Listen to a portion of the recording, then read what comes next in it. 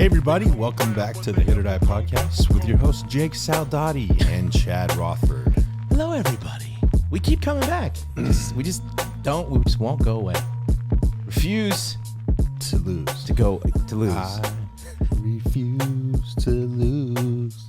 Fuck them 22s. I don't know what that is. Tech 9. Oh, okay. I like me some Tech 9. Look at you. Come on, bro. My brother was black. My brother was like a black guy. I didn't know. Dude, he had a 1980, 84 Camaro, navy blue with the baby blue pinstripe on, like, going back with 212s. And that motherfucker drove me to junior high bumping Tech 9. You loved it too. Every second. I was like, at first I got like embarrassed, but then like, you know, I got my brother's leaning.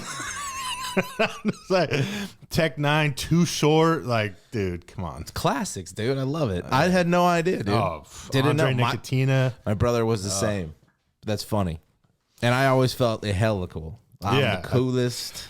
Yeah, he was like the starting quarterback. You know what I mean? Like he was like the high school. Yeah, I thought I was cool.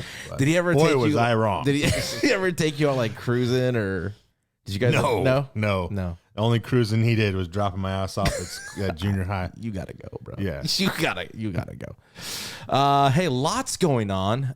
Make sure you're following, subscribing, downloading everything. We appreciate all the support, continued support. We are in the NL and ALCS rounds. But before we get into the last couple or the starts of those series, a couple things. Did you see Trevor May?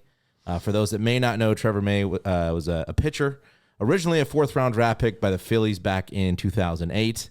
Announced his retirement via Twitch the other day, and he blasted the Oakland A's owner, John Fisher. It was pretty good stuff. Again, he spent 9 seasons in the big leagues, if you don't know, mostly with Minnesota, a couple with the Mets, and then this last year with Oakland. Was a relief pitcher, closer for the A's. Twins. For the most of his career was a closer. Did have some starts early on, but pretty much just blasted. I didn't hear all of it. I heard about it. Which we'll get into. Right, I'll just play. We don't have to play. It's a minute, almost 2 minutes, but this was on via John Boy on X. And I just want to know. Now that it's official. To the A's organization and every now that I can dump on you, right? Like he's officially retired. Yeah, he's officially retired. So now that it's done, right? single person part of it, I love all of you, every single one of you, except for one guy. And we all know who that guy is.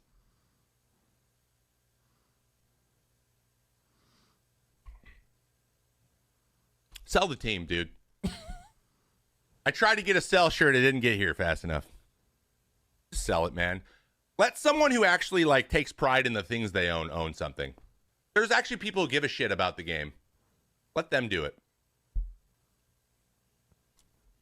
Take mommy and daddy's money somewhere else, dork. And also, if you're gonna just be a greedy fuck, own it. There's nothing weaker than being afraid of cameras. Yeah, I've never seen the guy in my life. The owner? I haven't either. So that's one thing I really struggled with this year, was not just eviscerating that guy. Do what you're gonna do, bro. You're whatever. You're a billionaire. They exist. You guys have all this power. You shouldn't have any because you haven't earned any of it. But anyway, whatever. It is what it is. Reality is you got handed everything you have, and now you're too soft to sit and stand in front or take any responsibility for anything you're doing. You get the gist. You get the gist. It's another minute, over a minute to that clip. We need to contact him. Yeah, John Boy Media's on X has that full clip on there, but how good do you think that has to feel to be able to let it out? Yeah, just let it fly. I can only imagine. That's some things that I would like to do maybe once I leave Costco. Now that it's official. Yeah, now that we're gonna have to do that at some point. I might just someday tell you guys all the ins and outs about Costco. I agree though. You're not trying to do anything to help the team win. Sell the team. Yeah. I've never even seen the owner. I couldn't tell you either. Which is like you said, he's scared to be on camera. I don't know. I just thought it was an interesting clip, and I love to see somebody finally within that played there that saw it firsthand. And Well, I wonder how many feel that way. I'm sure a lot. The fans are pissed. Well, you don't win ever. It's been a minute. 2002. I thought they had a decent run there. But I mean, like playoffs. Yeah, they were relevant. And then Moneyball happened. To be honest, I mean, then let's adapt to the game and all these analytics. And guess what? They didn't fucking work for the Oakland A's. Well, and spending money's, an issue. The facility is a major issue. Or the stadium itself, an issue. Like, there's a lot of issues there. You had the Warriors leave. The Raiders are gone. Like, there's no investment in the Oakland sports. I mean, somebody needs to pick that up and either have it be a minor league stadium, a really good minor league stadium. Big ass minor league stadium. Or host some freaking events there. Like, I'm sure they do some stuff. They used to. I know. I've been to a concert there. I mean, host the state championship for baseball there. It's still a good stadium for that. The field, if it's kept up. Yeah, this field was amazing. Stadium needs some help. Or just knock that shit down and freaking. They've been trying. I just thought it was nice. A nice spot for heroin users and bums and shit. Bigger area to camp out. Oh my goodness! Just thought that was interesting news. It was nice to hear somebody finally come out and say it. That again lived it and played in the organization and saw it firsthand. Yeah, go check out the more of that clip if you need to check it out. Some other stuff out there was the managerial vacancies still open. Mets, Angels, Guardians, Giants. Looking up, I think it was Mercury News talked about how much does experience matter with the San Francisco Giants managerial search. And after saying Giants are open to a first-time manager, they reportedly interviewed Stephen Vogt as well as some other candidates, CVC native or Visalia native, just recently retired. I think last year with the A's was his final season. Mm-hmm. So apparently he's was a candidate as well. They also, it was reported, the first woman to interview, which I'm not sure to pronounce her last name correctly, Alyssa Nakin. I'm not sure how to say her last name. Okay. Bench coach Kai Correa. Terrible. And Mark Hallberg, who I think is the third base I wouldn't want anybody that had anything to do with that coaching staff. Just a fresh start. Yes. Move on. Get the fuck out of here. Move on. I think a lot of Giants fans might feel that way. I also saw some people talk about a potential homecoming with, it's more of a wish, but Dusty Baker. No. That's not happening. Those two, Boch, there's no shot. You got rid of two Hall of Fame managers that move on and just win. They freaking win. It doesn't even matter where, to be honest. They freaking win wherever they go. Yeah. I mean, Dusty won in Cincinnati. Like, you know what I mean? Like, they win. Bochy won with the Padres, back in the day. Dusty won in Chicago. I mean, so they need to look close to in-house, maybe start pointing some fingers or thumbs, and what do we need to do here? Is Jason Wood still in the organization? I don't know. We need to reach out to that guy. But I like Stephen Vogt. I'm a big Mark DeRosa guy for any managerial position. Do you think more experience does that play a role in that, you think? I don't. If they're saying no, then yeah, it depends on what experience you're talking about. Coaching experience, managing, playing experience, being around the game experience, having your master's in health science. Listen, it's really hard, but I think it has to be. We've seen it. A manager that can make a difference is kind of like a manager that lets the boys be boys. Doesn't want the spotlight. Bochy never wanted the spotlight. Dusty didn't want the spotlight. Kapler was flexing and, look at my cool shoes with my pants up. And, they got me a birthday cake, but I didn't eat it because I just don't want to eat birthday cake. And you know what I mean? Like, too much sugar. It was, bro, you can't even fucking take a bite of a birthday cake that your team got you for your birthday that was in the shape of it was a steak cake. Like, you're that much of a fucking guy that you're not even gonna try the cake like, who the fuck does that? I'm sorry, but I'm smashing some cake, bro. Right? I mean, I don't care. You can't have a cheat day pretty much on your anything birthday. Come put in on, front of me, you know. be real. So I just feel like they need to get somebody there that doesn't care about it. And I feel like Vogt's that type of guy. And Vogt's just a long shot, just because he's newly out. But a lot of times catchers are very good at that because they have to run the game. They're with the coach on the run game and everything. I mean, what about Yachty? He's out. I mean, but he retired. He coached in Puerto Rico, the World Baseball Classic. Yeah, and then I think he also did winter ball. Maybe, I don't know. Some people are talking about the Mexico coach Gil. So speaking of Benji Gill, there he is. His potential manager for they like him in the Angels. That's one of the front runners there in Anaheim. What I'm being reported. So none of this all could be garbage. The other one was Craig Counsell. No, he's not leaving. Not leaving? He's from Milwaukee. I know that, but they're just saying there might be an opportunity to be the Mets' next manager. It's being talked about. Why? Just saying. Why would you want to go? His contract with Milwaukee is up at the end of the month. They're going to pay him more money. I don't know. He may not want to leave Milwaukee. He is a Wisconsin guy. So it's just being reported. Don't kill the messenger. I mean, you've been there building something. You've won.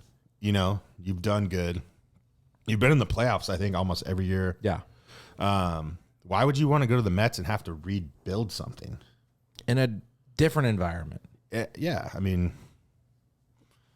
maybe Buck Showalter is definitely a Hall of Fame manager, and, it's tough. It is tough.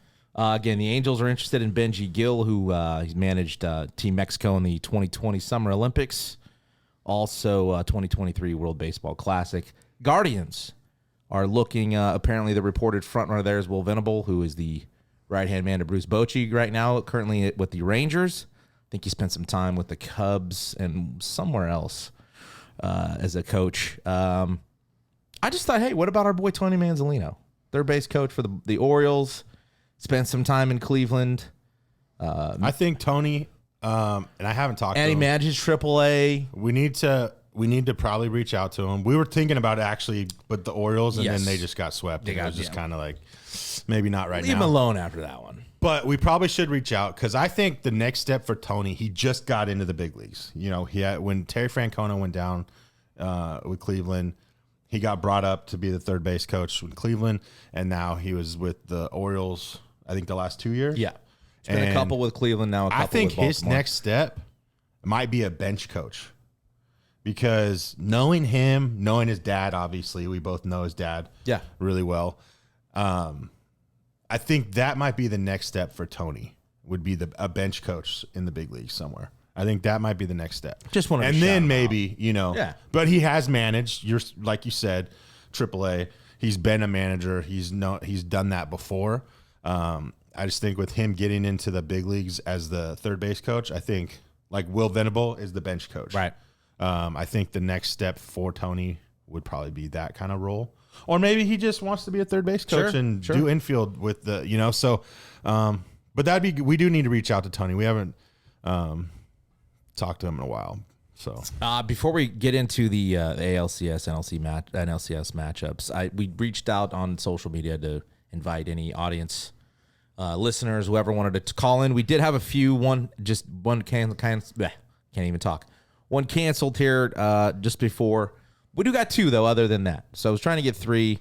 Those that hit me up got the first take, and that's how it goes. So we'll get to that. Out of 1,000 people, yeah, a little more than that. Well, I don't have time for that many, to be honest. 1.1 million. We don't even have that many subscribers on YouTube. What are you talking about? Hit that subscribe button if you're watching on YouTube, please, because we are struggling. Beep. Okay, here we go. ALCS. We'll start there, right? Rangers and the Astros. Rangers got a 2-game lead. Game 3 tonight is Wednesday. Pitching matchup is scheduled to be Christian Javier for the Astros and Max Scherzer for the Rangers. Welcome back, Mad Max. Listen, it's been impressive watching the Phillies, which we'll get to in a second. The Rangers are 7-0 in the playoffs, 6-0 on the road. It's pretty impressive what they've been able to do. And, you look at the Astros, the first two games, Altuve 0 for 8, Tucker 0 for 8. I think Bregman's like 2 for 9, 2 for 8. And even the Rangers, like they've been pitching, right? Capitalize on some mistakes from the Astros defense. Simeon's 2 for 9, Seager's 2 for 9, Garver's 1 for 8.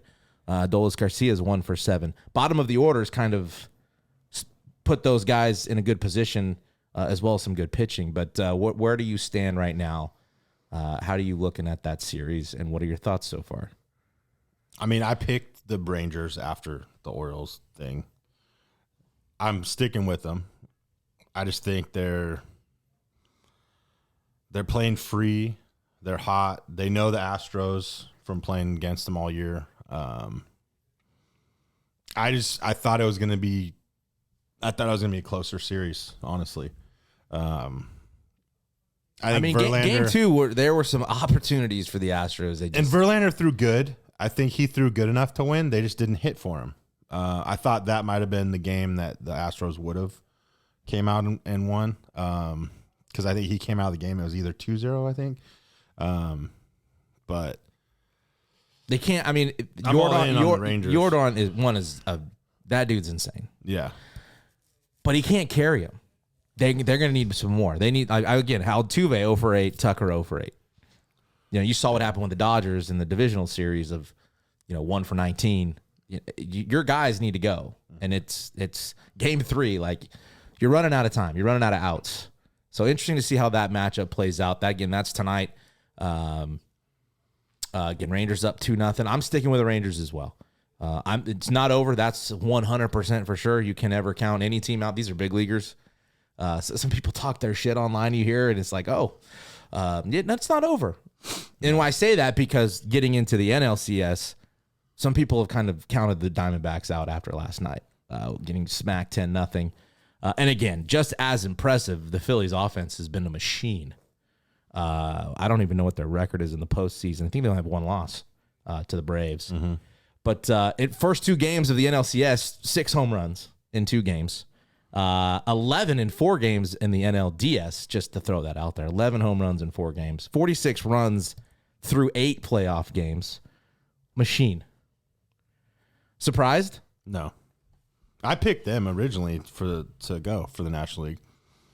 No. Are you surprised with Harper's performance so far in the postseason? No. Considering, he hasn't. Well, I don't want to say he hasn't been good. He was good last year. He's always played a pretty good role, I guess, with this. They just never, Washington fell short, and then, he goes, they win, and then they come to, fall short last year. But they have something to prove. Not from a lack of him playing bad. No, he played good. If you sit and think about it. And then the pitching's been great. Wheeler's, what do you do? And then Nola's numbers, right? Through the starts this postseason, Aaron Nola's 18 2/3 innings, 0.96 ERA, 19 strikeouts, 2 walks. To get that out of your game 2 guy, and in playing in that ballpark. Mm-hmm. Now listen, it was a 2-0 game till the 6th last night. Yeah. And then, Real Muto with 2 outs has a monster at bat, hits the gap, scores runners from 2nd and 3rd, and kind of breaks it open. They scored 4 in, I think, the 6th and 4 in the 7th. I bet the Diamondbacks wish he got the hit by pitch call. Was that what that was? Mm-hmm. Phillies challenged it. No hit by pitch, double. And I think it was 3-2. Like good. Mm-hmm. Yeah, it was full count. Good AB there. They just seem kind of just differently locked in. And then you see kind of the diamond, and maybe it's just better pitching out of the Phillies than they saw in the Dodgers series. Because the approach kind of doesn't seem the same.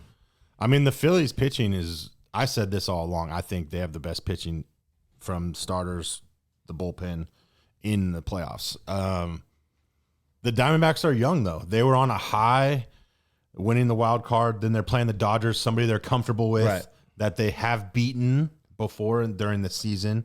But then you go to Citizens Bank Park and play, a bunch of superstars with, Harper, Schwarber, Turner, Castellanos is on Fuego. It's just Real Muto. You're playing a bunch of dudes, and then, we got to face Wheeler and Nola. You know what I mean? So it's like, and they're young. And you got Ranger in there. Like he's pitching tonight or tomorrow. Probably, So bullpen's been good. Yeah, so it's like, and the Diamondbacks are young. Their pitching staff's young. They haven't been there before.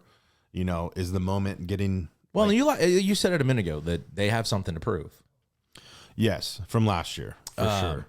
That's why it's scary. There was a couple just irritating, like clickbait stuff, which I can't stand. You see stuff, as this morning, I'm like, okay, per Clutch Sports, both of these articles for the same. Clutch Sports, the title was Philly shortstop Trey Turner sends warning to Merrill Kelly after Diamondbacks pitcher eye-opening comments.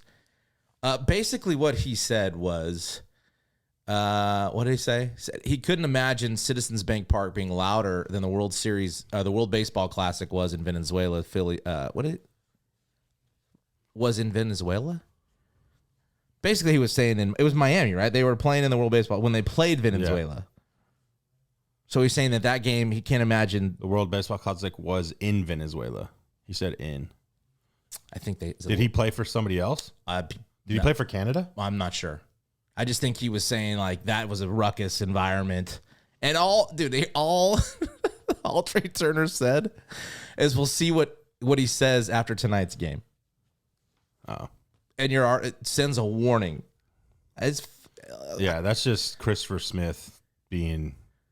Well, he got it. He got me to click. And the next one, I don't know who this guy is. Perdomo? Yeah. No, that's their no. The guy that wrote the article. Again, Clutch Sports. I mean, it's another guy that probably never played sports before. We have some of those here. Perdomo fires 4-word warning to Phillies after NLCS Game 2 loss. And he essentially says, we have to come back with the same energy, same hunger, same ambition. It's not done yet. His 4 words are, it's not done yet. That's a warning. 4-word stop with the clickbait bullshit. These are both nothing burgers. It worked. Yeah, it got me on both of them. Piece of shit. Drives me nuts. I don't know. I hate seeing that. Again, getting back to that series, you can't help but like the Phillies to take that series. It's not over. Just because you scored a lot of runs in game 2 doesn't mean you're going to win game 3 and 4 on the road. So they still got to come, and they will. Again, they've got something to prove. Bad taste in their mouth for last year. I don't think they give a shit who they're going to, if they get there, who's in the World Series. It does not matter. I think a Phillies-Rangers World Series, even a repeat of last year, Astros, Phillies. No. I'm not going to count out the Diamondbacks because there's still outs to get. But what would I like to see? I'd like to see Phillies and the Rangers. Yeah. Personally. Did you see the interview Bryce had about the pressure? Did you see that one? I don't think so. Somebody asked him about the pressure of being in the playoffs at Citizens Bank and like having to succeed. And he talked about pressure was when I was 16 graduating from high school. I did see that. Going 100%. to junior college because I wanted to be the number 1 pick. Right. And like he said, all this stuff is just, there's no pressure like that he had to deal with when he was younger, which is totally true. I mean, think about what he did. Has never been done before. The hard part is to like, then to go, because he was like 13 when he got like blown up. Yeah. 12, 13, 15, hitting the bombs in Tropicana. Like he was hyped up way before he even got to that. Like, so to keep that. Yeah, I did see that. No, that was interesting actually to see. I do want to get to the phone guys this last half. So the first guy is actually somebody we know who texted me on the side and said, hey, he's a listener. Seth Bennett, kid we coached in the area. We're going to give Seth... Best friends with Gamboa. Jeez, you're... Sethleberry. You're live, Seth Bennett. And what's up, guys? What's up? I know you're sitting by your phone just with your finger on the button. Like all morning. Waiting. Oh, buddy. I wish that was my girlfriend's perception at 2 minutes. Holy shit. Hey, you did have some comments from the last episode. Whatever you want to talk, dude. We got a handful of minutes here. We're talking some playoff baseball, both the Rangers and Astros series, and again Phillies and Diamondbacks. You are a former Coyote, a player of ours, a baseball guy. Where do you stand on both series? What is the one thing that stands out to you? Well, first off, I think what the Phillies are doing is absolutely amazing for the game of baseball.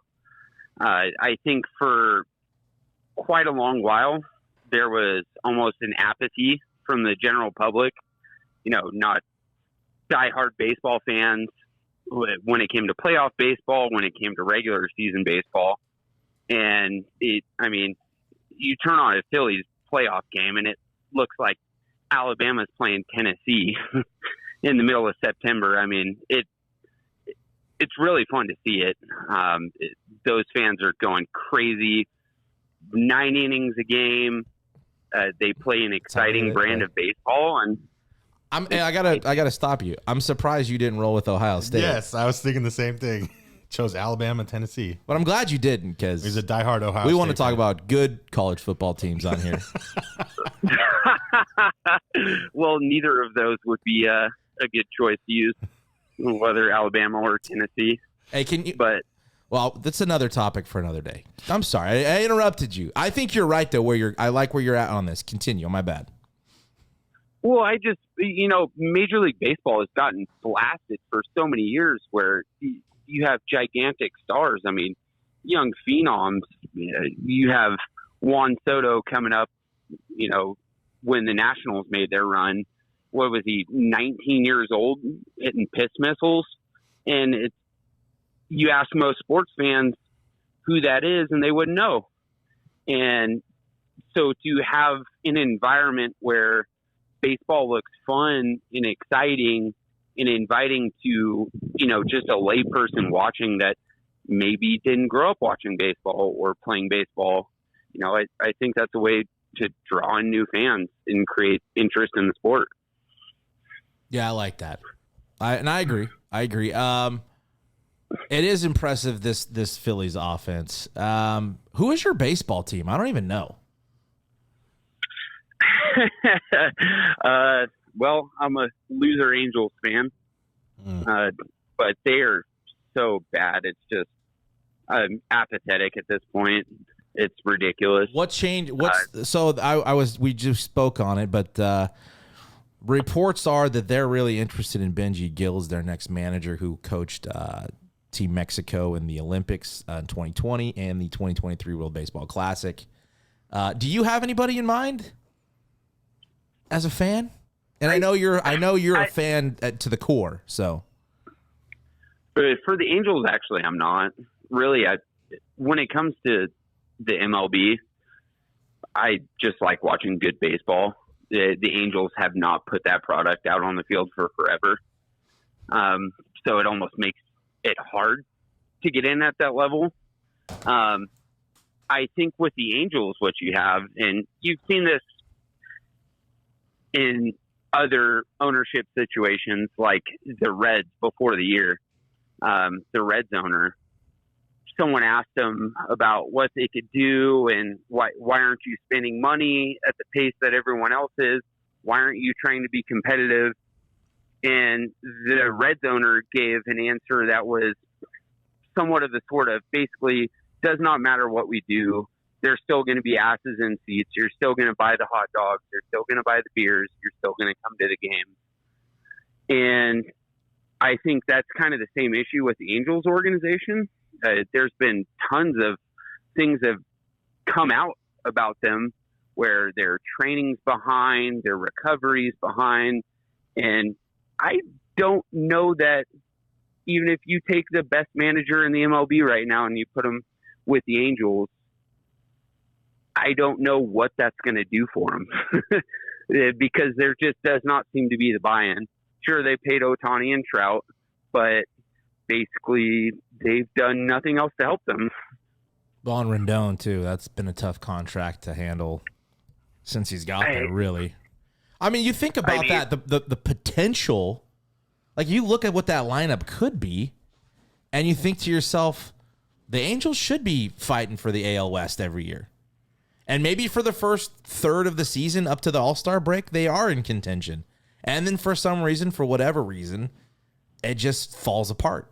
Health-wise, I don't know. Do you think as a fan, listen, I don't know, okay, so maybe you're not a hardcore Angels fan, but do you think Trout needs to get out of there do you want to see him win one or win some playoff series or get a ring?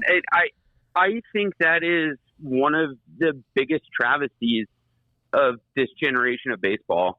So they're starting to get that more excitement and you're getting more eyeballs on the game. But, from 2015 to 2020, right before the pandemic, there was this epidemic of, people complaining about why aren't baseball stars recognized? Why isn't the game growing?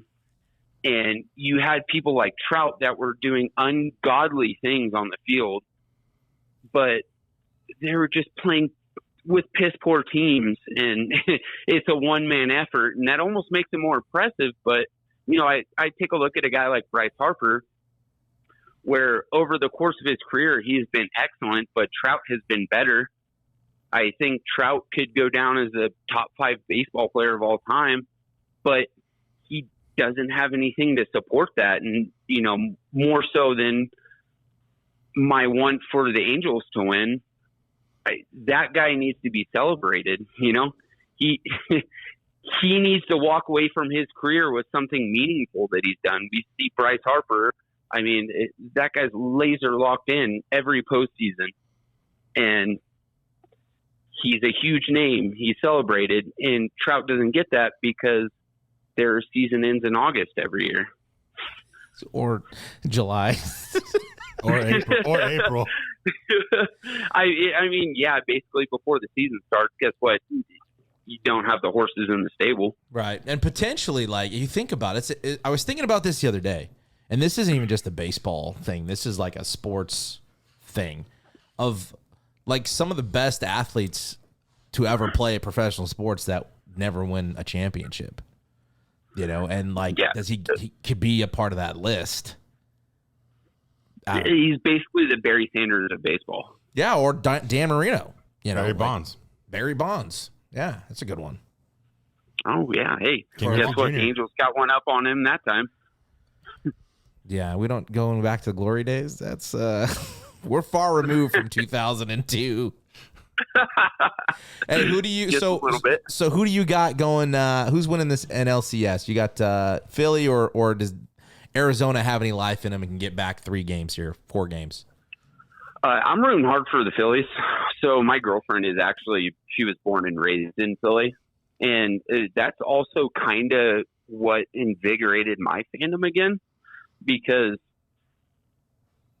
for the longest time, just whatever, the Angels suck, kind of graduated from high school baseball. I was like, I've been doing baseball my entire life. I didn't really have any interest outside of watching college baseball. But being a fan of the Phillies, like she is, it's kind of fun to see that. It looks fun. That place looks insane. Yeah. Did you guys see did you see the Will Middlebrooks story he came out with? It was online in a couple places the other day, but talking about Phillies fans. No, I didn't see it. So he's talking about being a 24-year-old rookie, and he was talking about how there was this girl that was sitting down the first base line, and he said she was maybe all of 4'11", 5'1", but the entire game just chirping him. Middlebrooks, look at me. Middlebrooks, look at me. And he said he finally got to like the 8th inning. He looked at her, and this super small woman from Philly goes, Middlebrooks, I'll fuck your mother. And he goes, it was so funny. It made me laugh on the field. I tipped my cap. She waved to me and never said anything to me for the rest of the game. And, that type of stuff, like, whether you want to get that vulgar or not, but, that type of fanfare and passion. That's what makes sports. That's why we all tune in.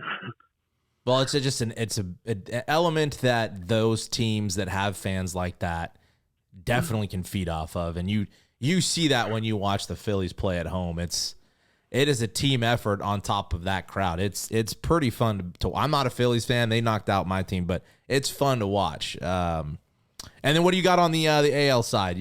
Rangers, Astros. Where are you looking? I would love the Rangers to finish it out.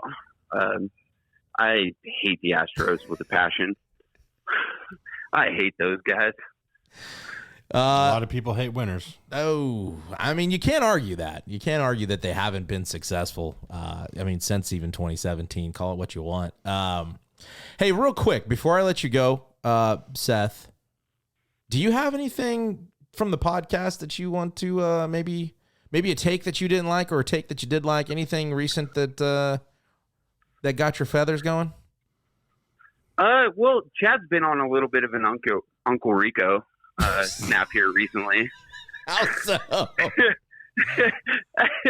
I mean, anytime he gets into a conversation about baseball today, I'd hit 390 and be in the bigs right now. As much as I love you, bub. Come on. So what would he hit? And you're going to see him again, just so you know.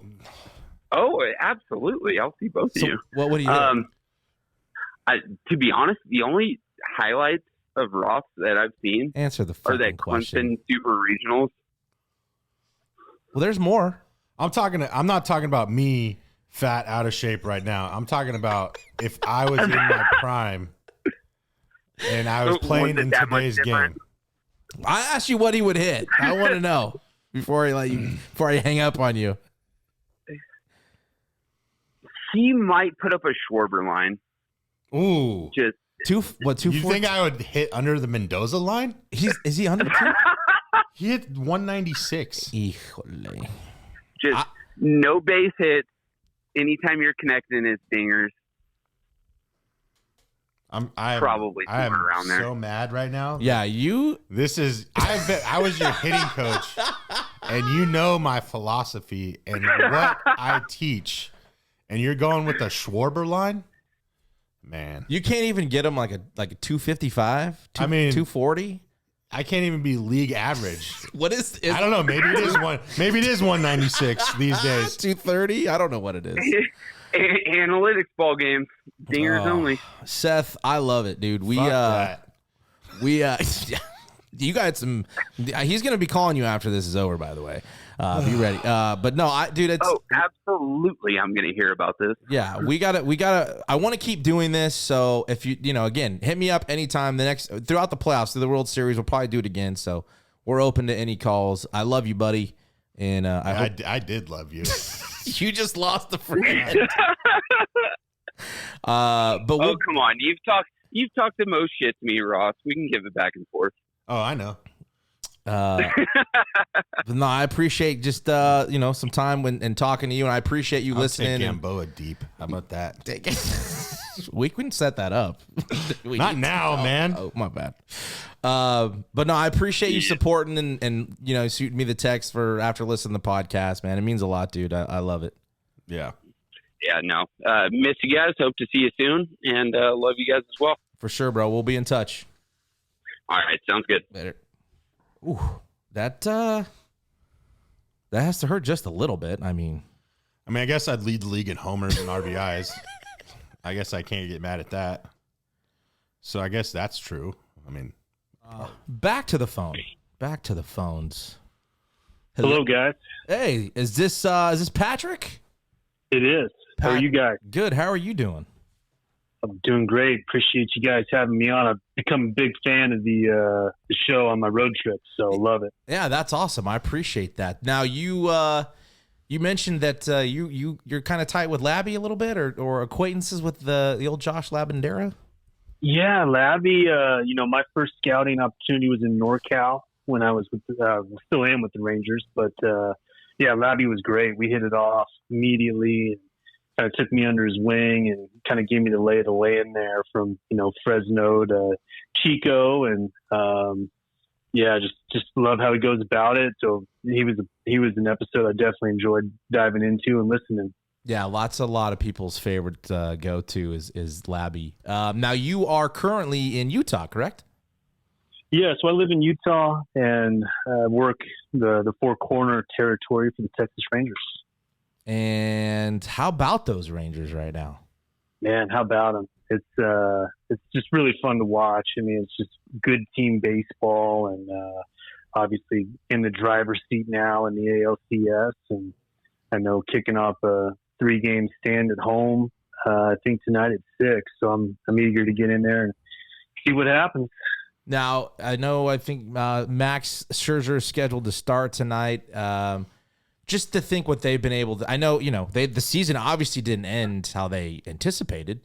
But again, once the season's over, nothing else matters but what we do going forward in the playoffs. And to see a team do what they've done, 7-0 thus far, 6-0 on the road. How much do you think Bruce Bochy plays into some of that? I think a lot. Just such a cool, calm demeanor. I've never had the chance to be around him, see him down in a club. That's just what I hear, though. It's just that grandpa type's not maybe the right description, but it's that personality that everybody just loves him. They want to be around him. And, I think for our team to be kind of battle tested from like a 5-game lead, you're a game and a half out, I think really kind of laid the foundation for this kind of playoff run we're on. And hopefully it continues tonight. Do you think, I guess it's a yes, but, them coming down to the wire, they were playing kind of in a playoff kind of frame of mind, I would say, the last, few weeks of the season anyways. Like they've been switched on for a couple weeks.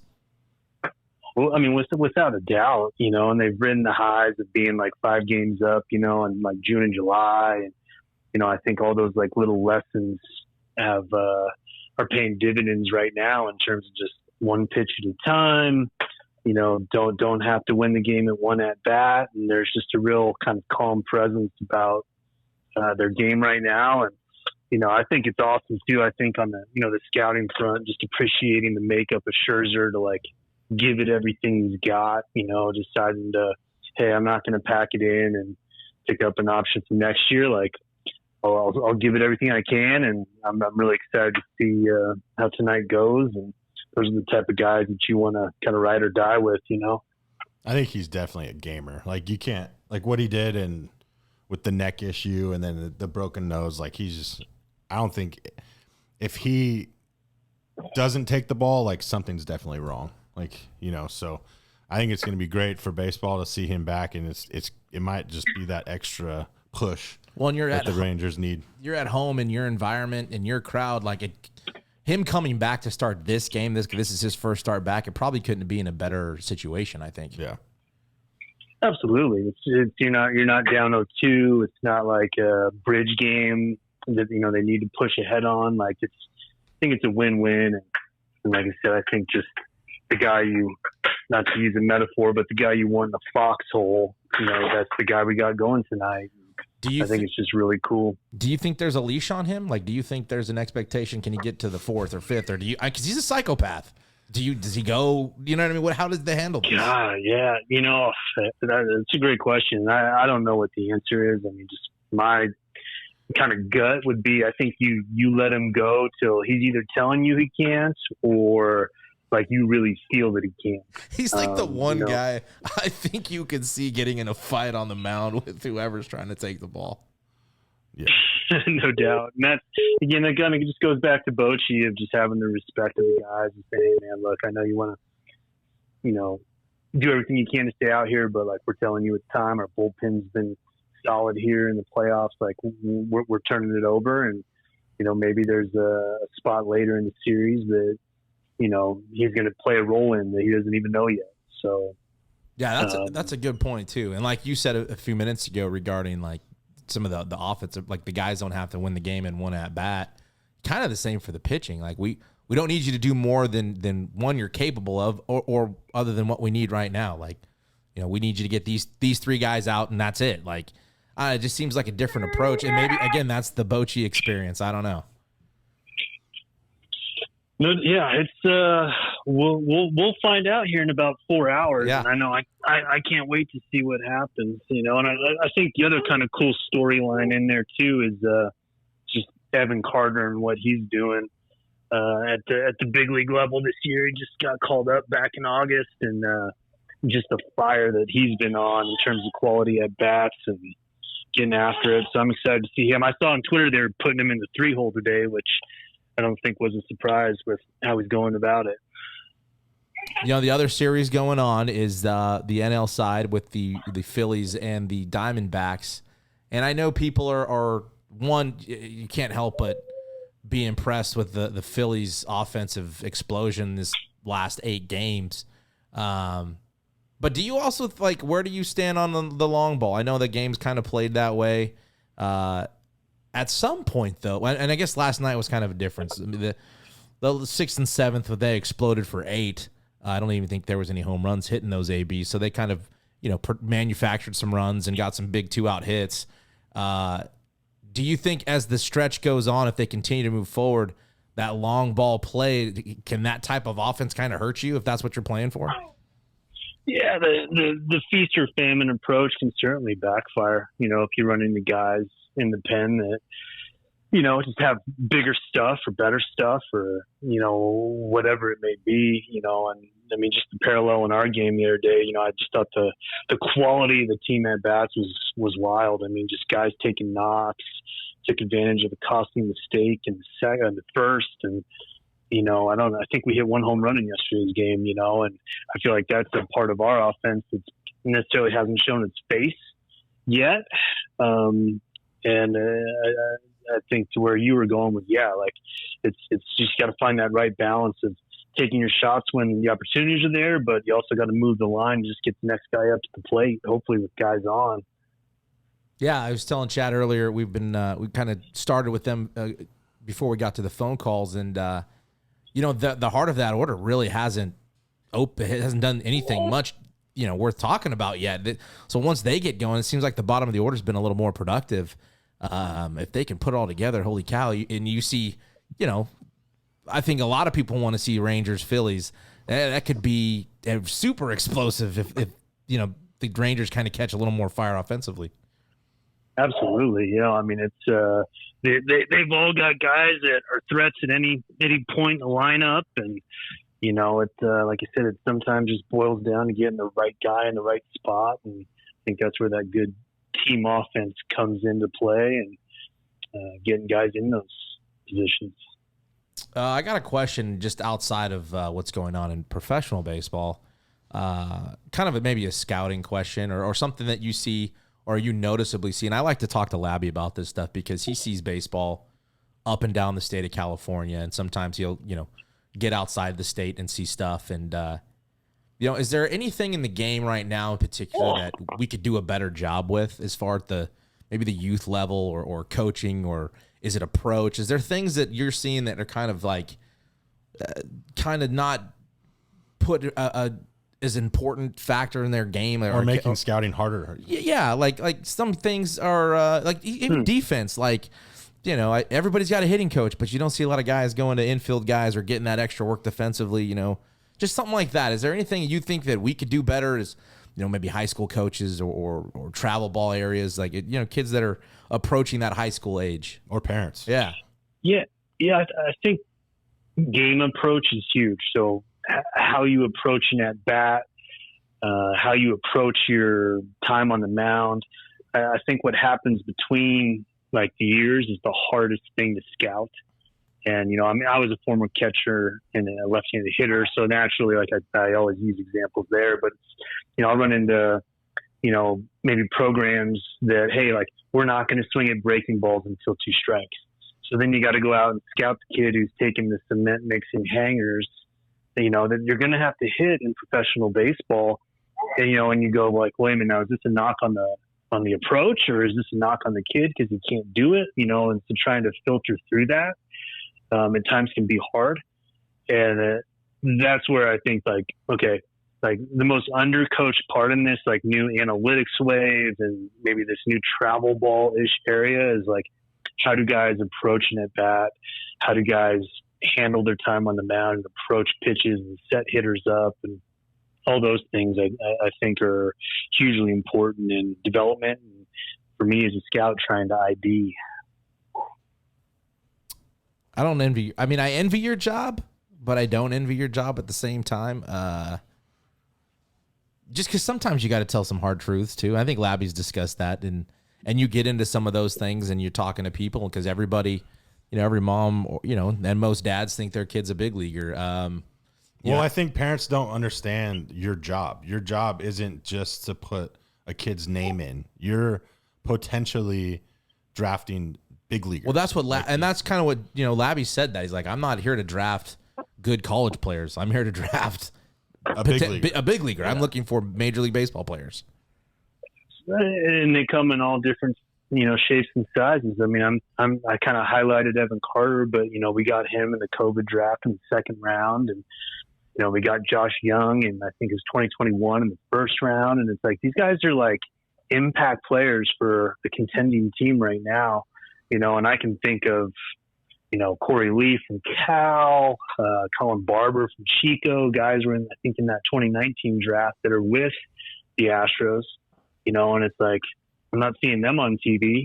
That doesn't mean they're not going to be productive big leaguers someday, but, it's that navigating that hard, maybe the hard truth of, hey, this guy has ability, but what does that really mean at the end of the day? What kind of big leaguer is he going to be? Is he going to help us win, or is he going to be like an up-down piece?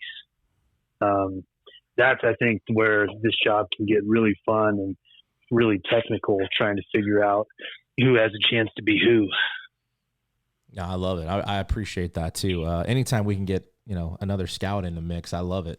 We're down. We actually need to get you set up and actually do a whole episode with you and talk some more, maybe get Labby in here and set up a Zoom call, or when you get out to the West Coast, have you in here live and talk some more baseball, man. I love it. Yeah, likewise. I mean, I know, seeing like Labby at the yard breaking it down, I know he and I are a little bit, closer friends. So, I mean, out on the golf course talking the game at times, like it's those little moments are, I feel, where you can get better and you can learn things. And I would love to come back on because, like I said, I've been really enjoying just listening to some of the episodes and breaking them down. No, I appreciate that, and I appreciate you coming on and giving us just a few minutes. And yeah, we'll definitely set some up in the future for sure. You're going to go, obviously the Rangers. I would say you're going to go Rangers Phillies for this World Series. I got asked a couple weeks ago, and I was really feeling the Diamondbacks. I wouldn't rule them out, but I know, man, you fall behind 2 games. It's an uphill battle. So yeah, I mean, I would feel good with Rangers Phillies, and we'll see what happens. Well, Patrick Perry, correct? Yes. I appreciate it, and like I said, we'll definitely be talking in the future and get you on here. And I just appreciate you taking some time for us. No, guys, appreciate the call, and we'll be in touch. Thank you. No problem. Thank you. Well, my friend, I don't think anybody knows what's going to happen. I do. What's going to happen? Go ahead. We're all ears. Call it before it happens. Scherzer's going to lose tonight. Oh. No, I'm just kidding. Well, I think that's a fair question. How he's been out for a minute. Like, I can't imagine the workload being like Bochy asking him to get 7. I think it's going to be whatever Scherzer. Hey, I agree, but I'm thinking this is a guy that's been there, like, because he threw a ball, and what he's been doing, he's been doing since his injury. Yeah, who knows? I think in this type of game to go up 3-0 is massive against that team. Mm-hmm. Who Verlander's going to pitch again. You don't want to flip that rotation back over. I would not want to see them a second time. So I think if you're the Rangers, it's like you got to win. We got to keep moving our foot on the gas, right? It's going to be exciting. What else? You got anything else? Anything? We gonna go fight Seth Bennett right now? No. He did text me, I think. I am an all-star and lead the league in home runs, so I can't be mad at whatever. That went off the rails real quick. I just didn't think that he thought of me as just a power hitter, I guess. But I don't know. Finesse guy. Hey, like I said, I would take 30, 100, and 280 over 45, 150, and actually, I would take 150. I would take 150. Oh my! I never had a problem driving in runs, so that wasn't the issue. I appreciate the phone calls and the few that reached out. Listen, I know there's more of you. Do not don't be scared. My thing is like, if you don't want to come on or whatever, tell us something you want us to talk about. Sure, reach out. There's a topic local. I don't care. We what don't even it have to is. mention your name, or we can mention your name, or whatever. It's just like, we know you. A lot of you have opinions. Let us know. Like, we are more willing to. Yeah, I think it's more fun to talk to you than it is to read your messages. Yeah. That's why I was like, let's get them on. Let's get it. Whoever wants on, let's get them on. Friends, I don't care who it is. Yeah. Again, Patrick from Utah, just reached out. Like, I love it. So wherever you are, I don't care. Baseball, it doesn't any topic. But I appreciate those guys. We'll probably do it again as the postseason continues. Again, tonight, Wednesday, we'll have the results of the Rangers-Astros Game 3. We'll try to be back before the World Series. I don't know if we will, though. We got the weekend coming up, and those series could be wrapped up. So, again, we appreciate everybody supporting the podcast. Again, make sure you're downloading, subscribe to the YouTube channel, and 5 stars, all that good stuff. And, again, if you want to come on, just let us know. So shoot us a message. We'll try to get, if anything, get 2 to 3 at the most at a time. But again, it's fun. I love hearing from the people. I just think it'd be more fun to talk than read the messages. So if you want to jump on, again, hit us up. Again, that's another episode of the Hit or Die podcast. Hit or Die.